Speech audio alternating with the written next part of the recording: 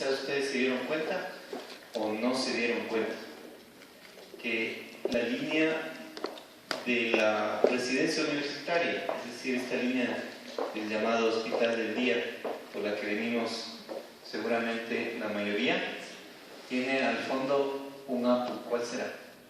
Cotopaxi. No vieron. El Cotopaxi. El Cotopaxi está reinando ahí, está reinando justo el eje directo hacia el Cotopaxi. La Universidad Central está ubicada en un sitio privilegiado para la observación de los apus, sobre todo de la cordillera oriental, obviamente, Ilinizas, Cotopaxi, Sincholagua, Antisana, podemos ver hasta el Cayambe en cierto momento, Puntas. Quiere decir que aquí, cuando vamos a tener esta charla del arquitecto Andrés Peñalera, vamos a ir cobrando mucho más conciencia de lo que hemos visto en el proceso desde ayer y lo que nos contaba Javier Lajo de estos alineamientos macro, inmensos alineamientos que son los famosos seques, o que en el caso, como nos va a explicar Andrés, son las líneas que parten de los ceros y que a ellos se devuelven, porque en la visión andina, que no es una visión plana sino volumétrica, tal cual aquí vemos, seguramente puede ser líneas del Sajama en Bolivia, los caminos rituales, procesionales van hacia la punta del cerro, desde donde sale el agua, desde donde están las energías. Y algo que no se ha dicho y que intuimos en la mañana con Javier Lajo, es que el Tunupa Viracocha, obviamente, igual que el Sajama o que el Chimborazo, el Cayambe, han sido puntas glaciares desde los cuales salen las pacarinas del agua, y sobre todo la energía electromagnética en el planeta pues está asentada y no es exactamente estática, sino un tanto dinámica sobre esos volúmenes, ya que no podríamos hacer exactamente rectas en el largo camino del planeta. Las rectas se van a ir volviendo elipsoides, se van a ir volviendo curvas o parábolas incluso, y eso implica que vamos uniendo lugares sagrados de América con lugares sagrados del Asia o lugares sagrados de Europa, ya que los caminos como el Camino de Santiago, la Muralla China, el Capaniano, los caminos, por ejemplo, de Australia o del norte de América, que han sido seguidos por los indígenas, son caminos de una malla electromagnética y geobiológica, y que ahora se ha activado, y por eso, ojalá que ahora no nos toque un evento, pero ahora entiendo en la madrugada y ayer en la noche todavía seguían las repeticiones en esa falla que llamamos la falla Caracas-Guayaquil, fallas que han sido ritualizadas por los pueblos y han sido también curadas, se podría decir, curadas con una serie de huancas o piedras sagradas o monolitos que son como acupunturas en la tierra. Si algo deberíamos hacer en esta falla geológica es recorrer o valorizar lo que hizo Pogarnik hace unos 10-12 años, que es hacer la ruta de los monolitos, que en algunos casos hemos recorrido, la ruta de los monolitos de Quito, que son 11 monolitos sobre esa falla. La falla atraviesa Quito kilómetros abajo, y eso está en el comercio ahora. Incluso la falla, aunque no quieran asustar a los quiteños, pues y no solo a los quiteños, esa falla viene desde Caracas, se va hasta Guayaquil, y aquí se señala que hay un segmento.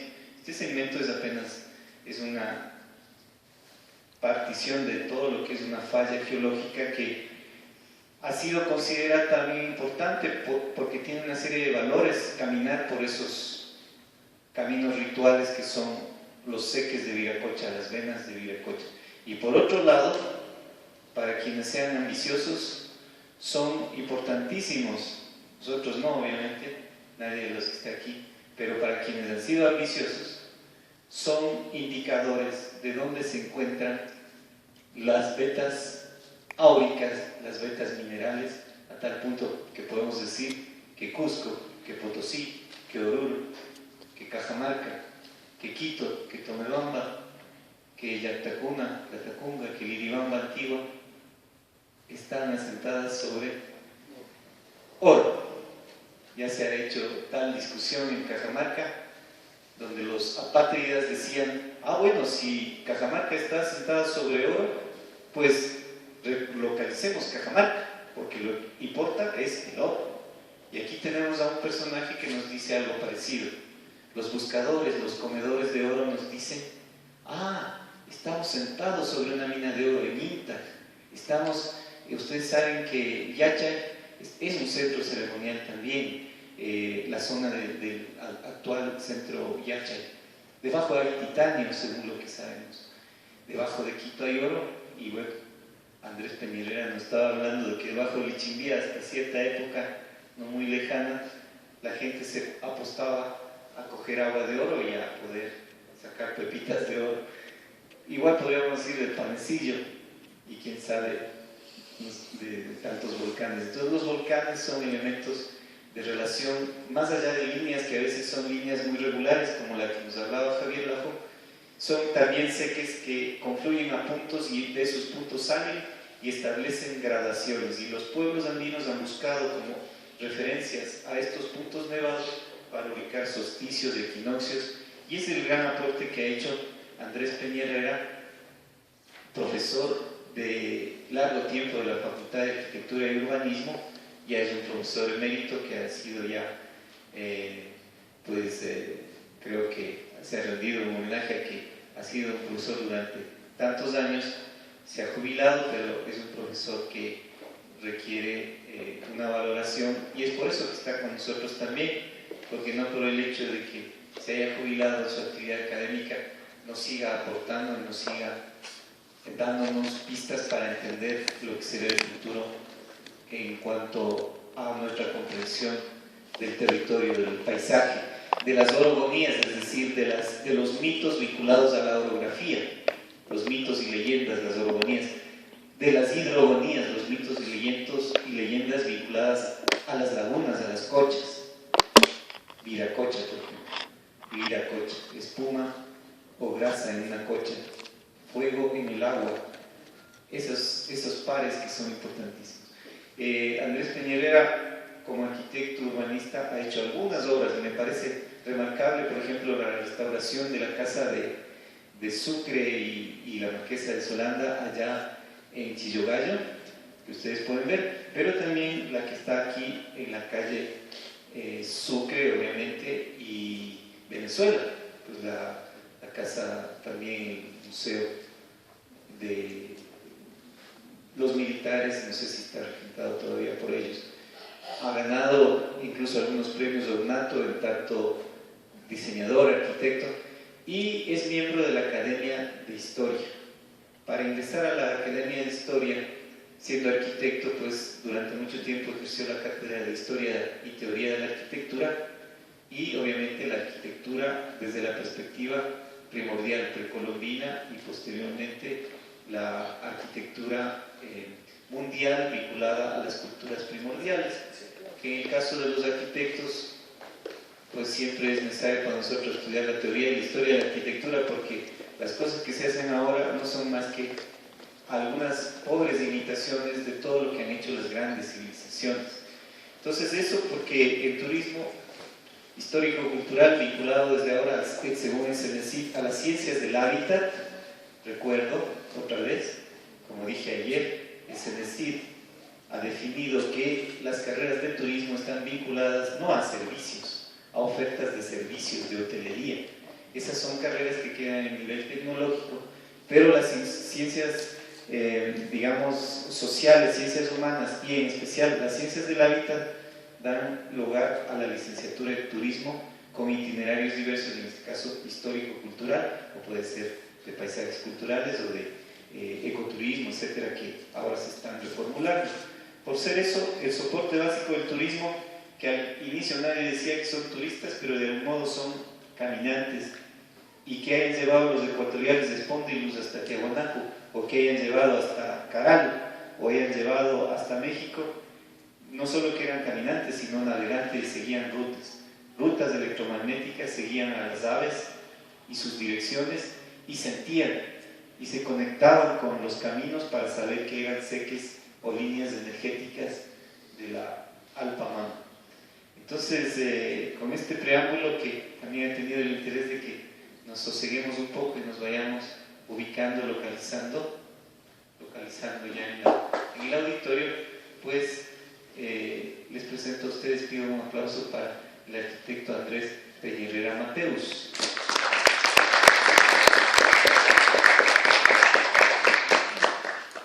Muchas gracias.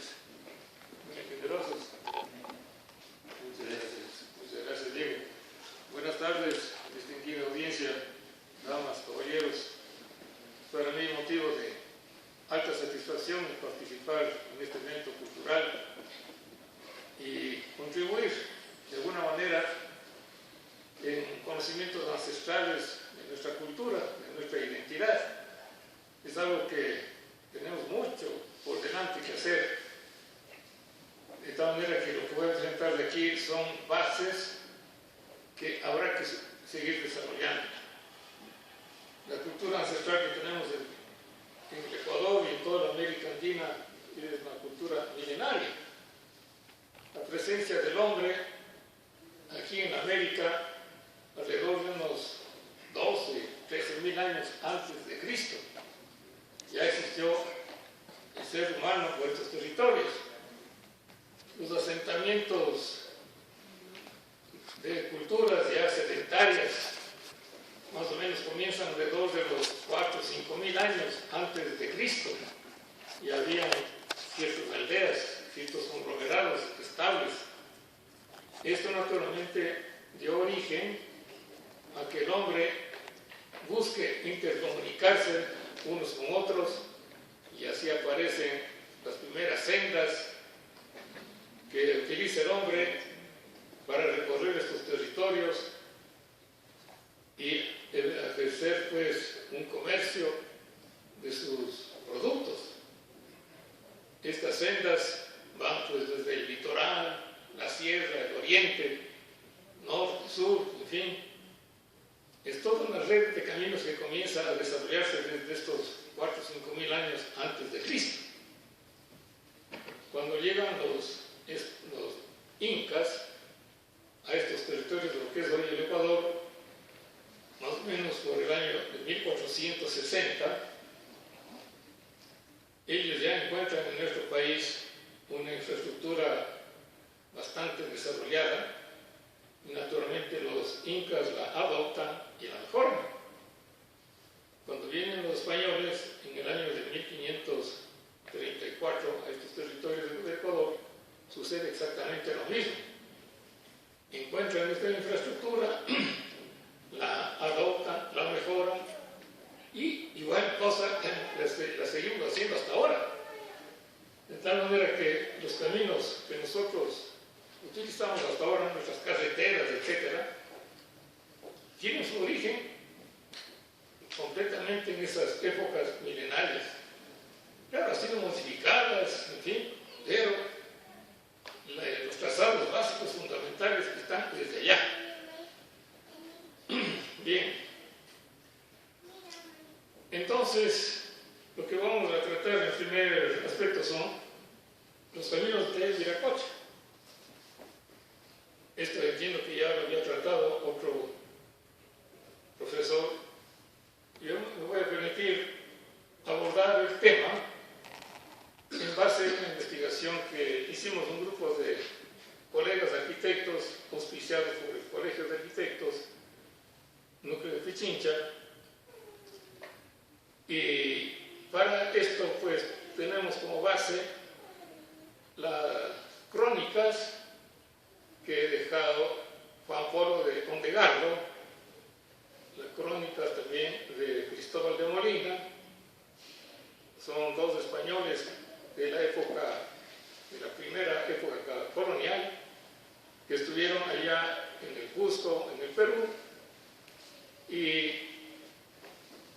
conversando ellos con los indígenas, indagando, llegaron a establecer pues que los indígenas, para su ordenamiento, establecían estas alineaciones, estas rectas, y que estas rectas eran determinadas en el territorio a base de las huacas, es decir, establecer hitos que al unir estos hitos entonces se forma la recta. La huaca, como ustedes conocen, son sitios sagrados y por lo general las huacas eran ubicadas en los sitios en donde se cruzaban los caminos que utilizamos los hombres con estos caminos imaginarios rectilíneos, completamente rectilíneos, que eran utilizados, de acuerdo a su religión, pues, por el dios Viracocha. Viracocha recorría estos territorios porque era el encargado de cuidar el orden, la salud, el bienestar, la obediencia, que los humanos todos aquí estén debidamente contentos, halagados, cuidando que no haya desórdenes. Y cuando se presentaba alguna situación anómala, naturalmente Viracocha le informaba a Pachacamac, y Pachacamac lo que hacía era enviar pues un terremoto, un temblor, etc., si es que los hombres no se habían portado bien, de tal manera que los temblores que hemos tenido ahora que dice que no estamos portándonos bien de acuerdo a la religión indígena. Algo tenemos que corregir. Ojalá que no sea la reelección presidencial. Bien. Entonces,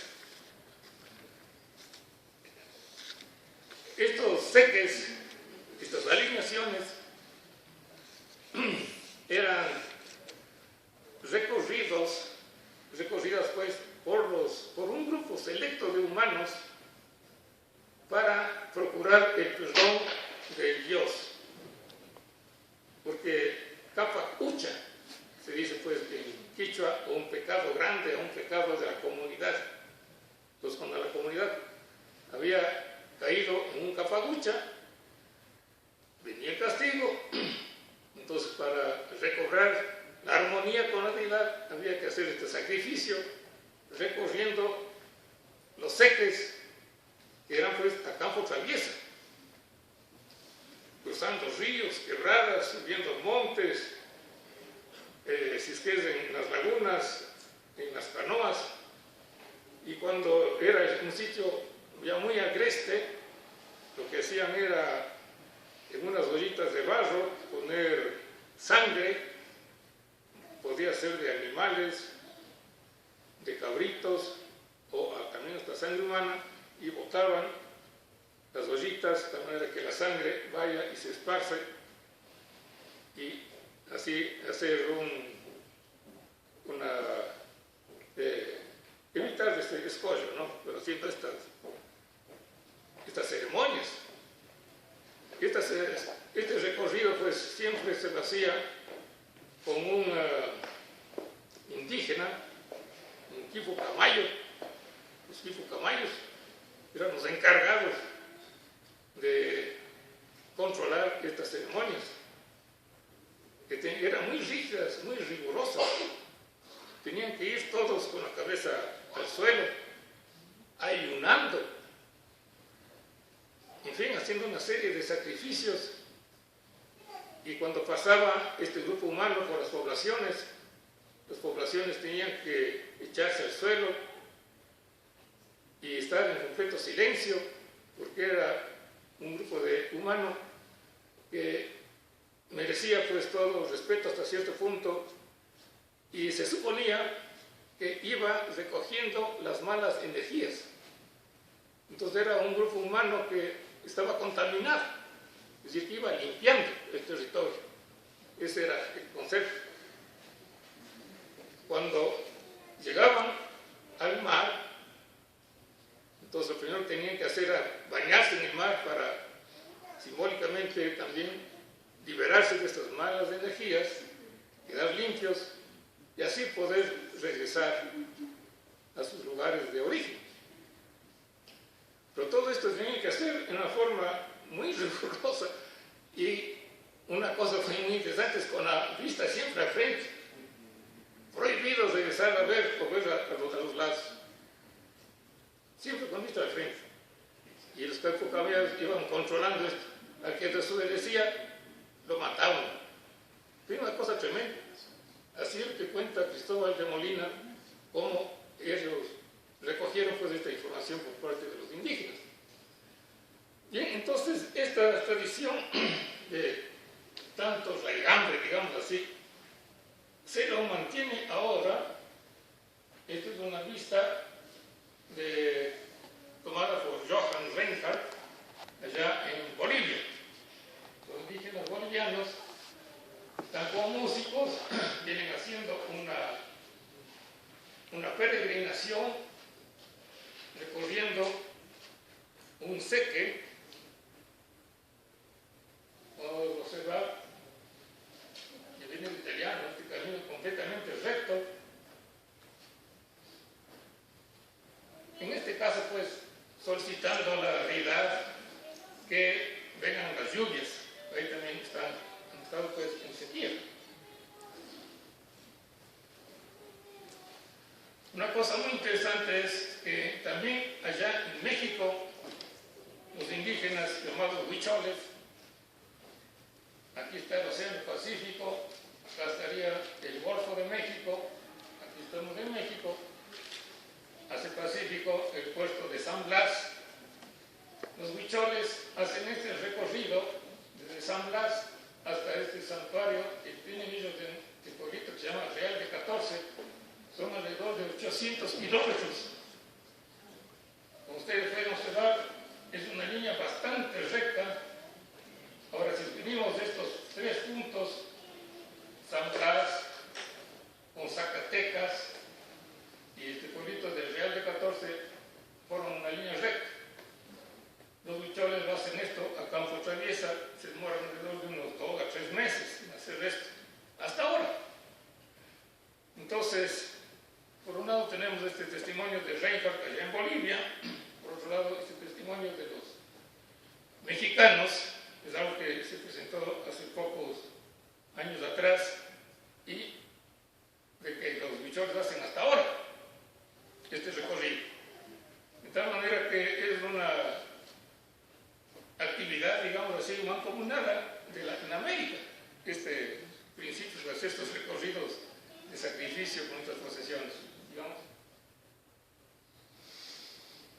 Un grupo de colegas investigadores peruanos establecieron esta alineación que viene desde Bolivia, desde Potosí, Oruro, Lago Titicaca, Yaguanaco, Lago Titicaca, Cusco, Quillabamba, Cajamarca, Motupe, y termina acá en Piura y en Talara. Pero ahí está una alineación. Esta la hemos llamado la 1'. Entonces, nosotros nos pusimos a investigar en nuestro territorio en base a los mapas, en fin, y se establece con mucha facilidad esta alineación, que viene prácticamente desde Calacalí, pero fundamentalmente desde Quito, Tambillo, Pansaleo, El Cayo, La Tacunga, Cajabamba, Iribamba, es el mismo punto, ¿no? Ripamba, San Antiguo Riobamba, Santiago de Quito, la primera fundación,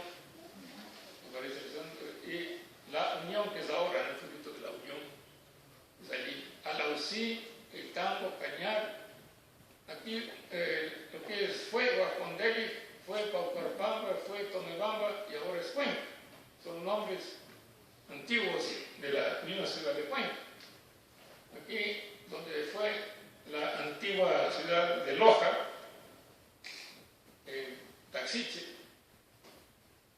acá tenemos Vilcabamba, Huancabamba, Motupe, y llega al océano, bueno, luego de pasar por el sitio de Zipán, el sitio arqueológico tan importante, ¿no? Y se llega a Chiclayo, a las orillas ya del Pacífico. Ustedes pueden comprobar la existencia de esta recta hasta ahora, ¿no? Y como son ciudades provincia que están allí. Es decir, que estos asentamientos humanos, su localización es ancestral. ¿Digamos? Una vez que establecimos esto con mucha sorpresa, nos infundió pues mayor confianza y hicimos un armado del mosaico de las cartas que emite el Instituto Geográfico Militar a escala 1:50.000.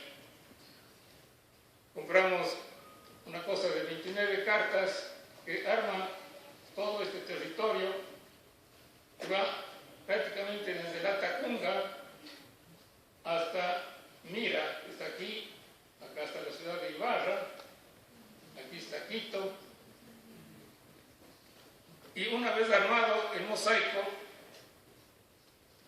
pusimos con tachuelas de diferentes colores los sitios arqueológicos conocidos que existen en toda esta gran comarca, también los pueblitos, sus plazas, en fin, y se establecieron estas alineaciones, estos seques, ¿no? Entonces vamos a ver que con gran sorpresa nuestros pueblitos no están ubicados así al azar, hay un ordenamiento.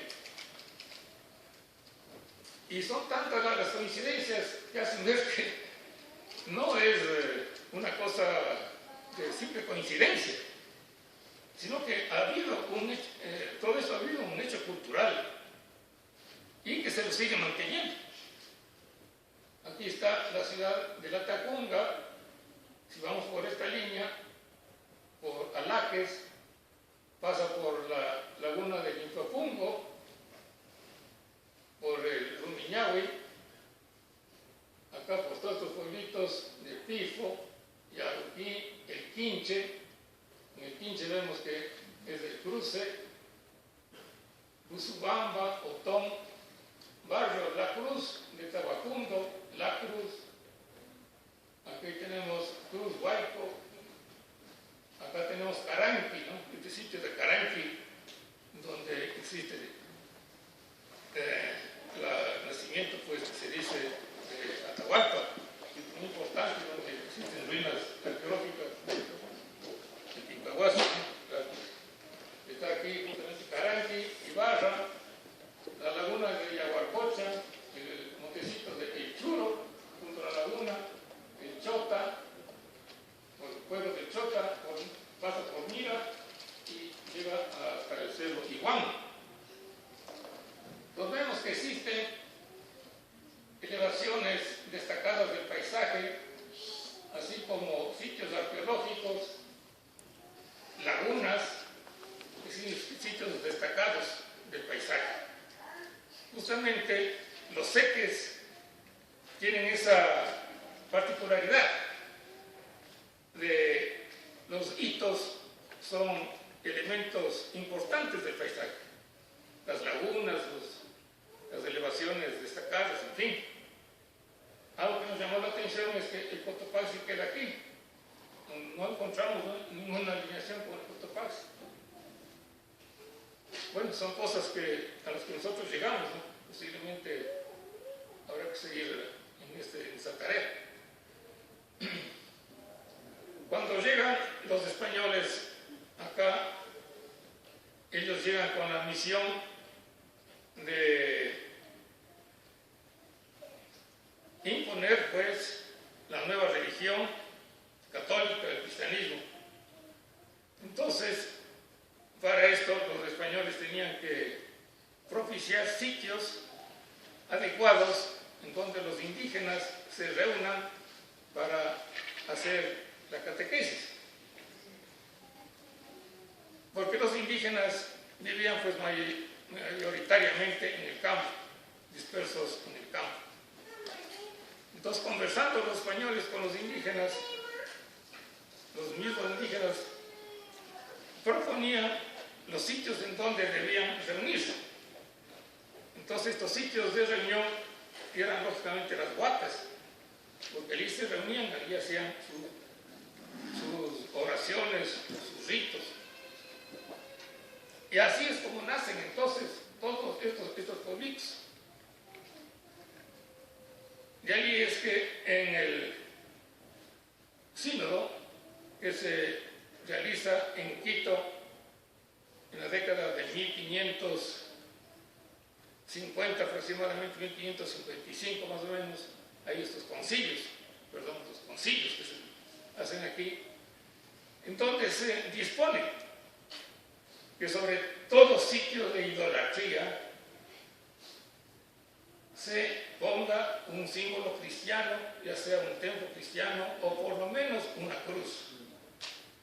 Entonces así nacen en todos esos pueblitos tenemos los templos cristianos, ¿no? Y la cruz. En fin, todos estos sitios originalmente fueron huacas y ahora son nuestros pueblitos. Es decir, que la planificación que hicieron los indígenas se la han mantenido y ahora con mayor fuerza. Estos pueblitos están allí y están creciendo y desarrollándose. Bien,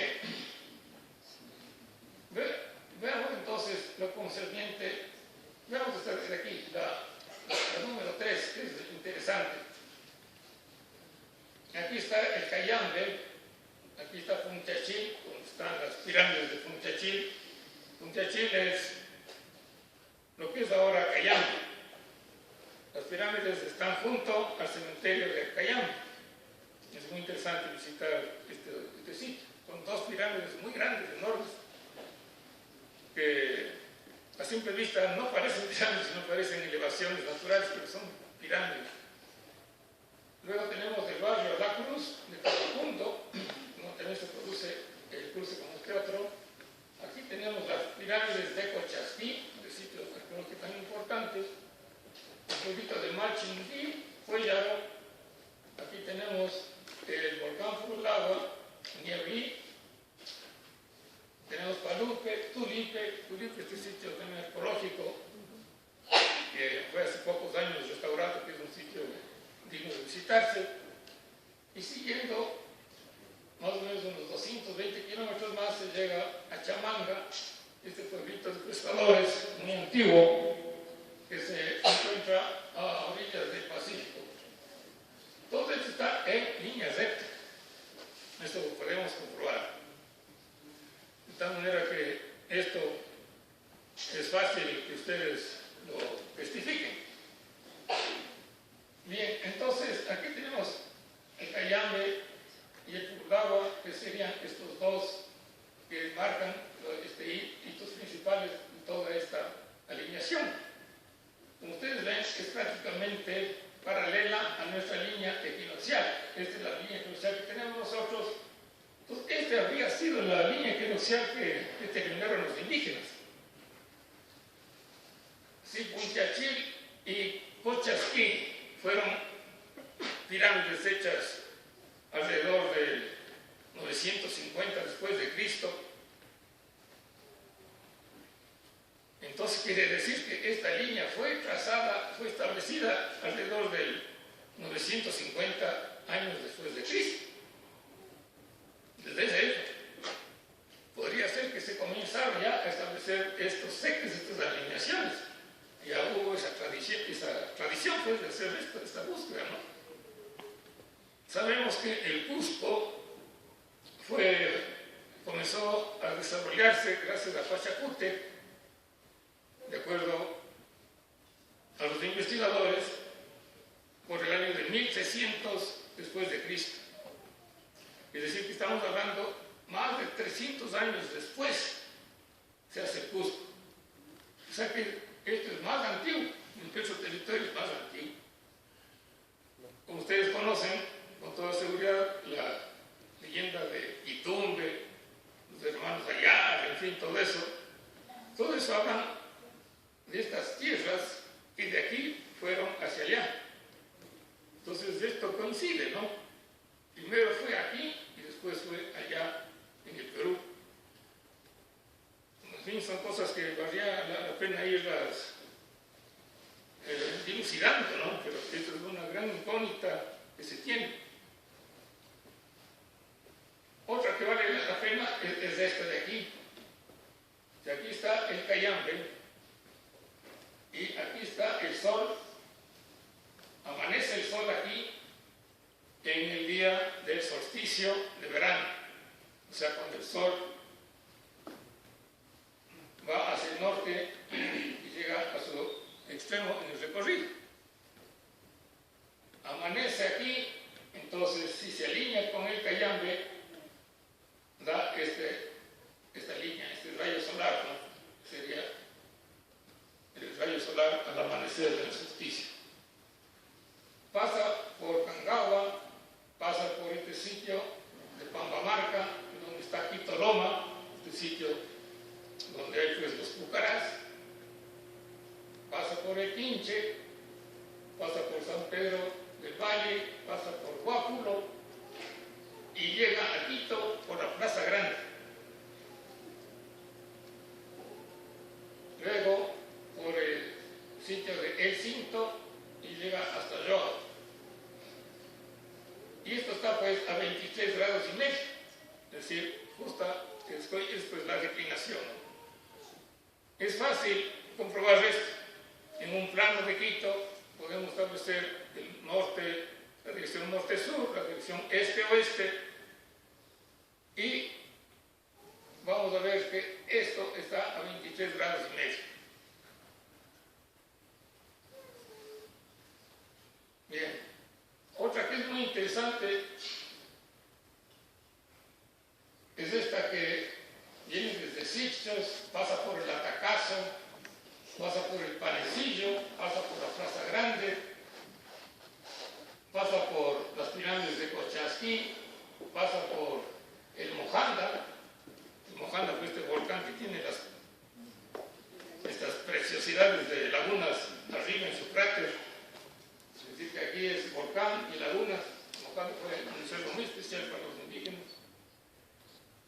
Acá, por el lago San Pablo, que anteriormente era de mayor tamaño, ahora se ha secado mucho, pasa muy cerca de la cumbre del Imbabura, pasa por Cruz Baico, en fin, y llega hasta Ambuquí. Esta otra,